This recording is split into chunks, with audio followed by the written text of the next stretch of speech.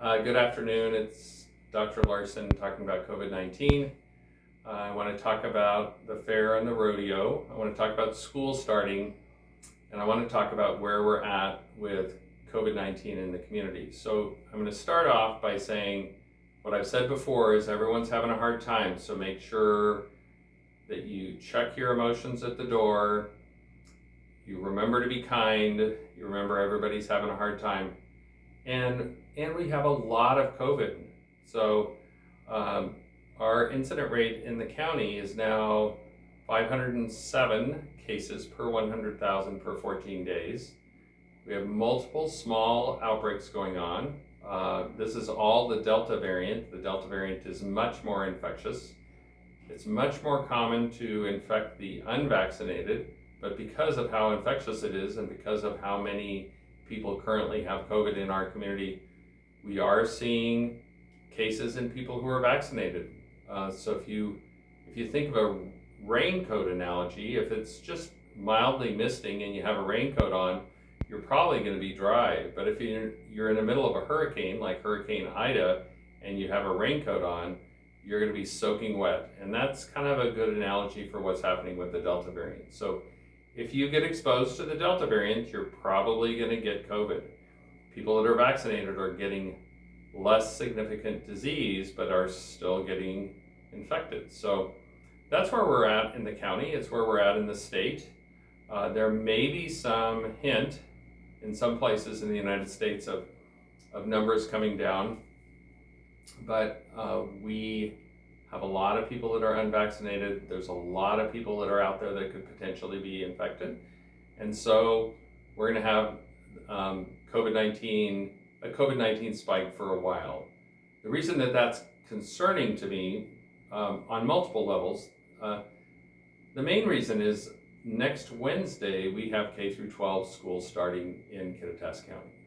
So we have a lot of COVID, and we have a very small unvaccinated population in the school districts. About 21% of people older than 12, between 12 and 17, are vaccinated, which means there's a lot of people that potentially can get COVID-19 in schools, and that's the reason that we have to use multiple other mitigation strategies to try to keep COVID from spreading. So that's the reason that the mask mandate is there in school.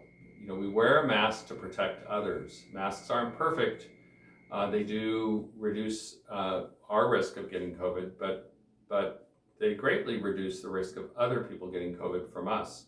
They stop droplets. So mask mandates are there. We're still going to have to do case and contact investigation in schools.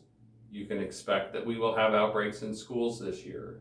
We have a much more infectious variant. We have a lot of people that are currently infected in the county, and we have the fair and the rodeo going on this weekend. So if you're choosing to do things over this weekend, please give it some thought as to what you are at risk of, what your personal risk is, and what risk of your kids might have if you're taking your kids to the fair or the rodeo.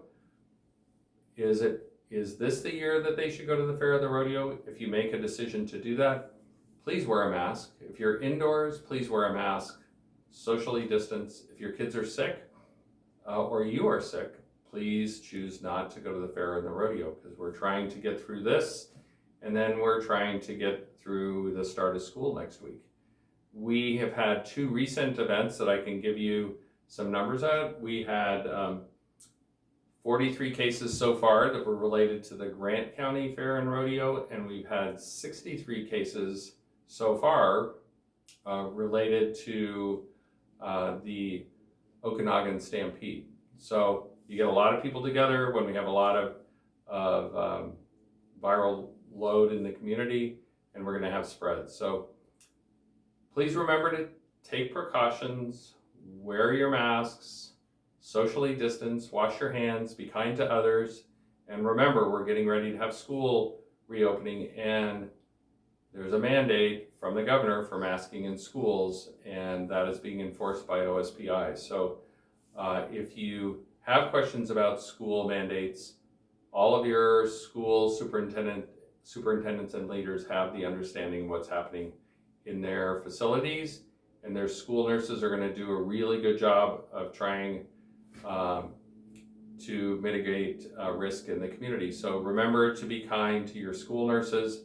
They are protecting your kids, your teachers are protecting your kids, and they want your kids to be in school. We are working really hard at the county to keep kids in school this year, and it will require testing, masks, social distancing, and hopefully as those numbers come down, we'll have a little bit more local control, and we'll have some ability to make some decisions based upon what's happening in each individual school. So have a good weekend, make those good choices, and remember to be kind.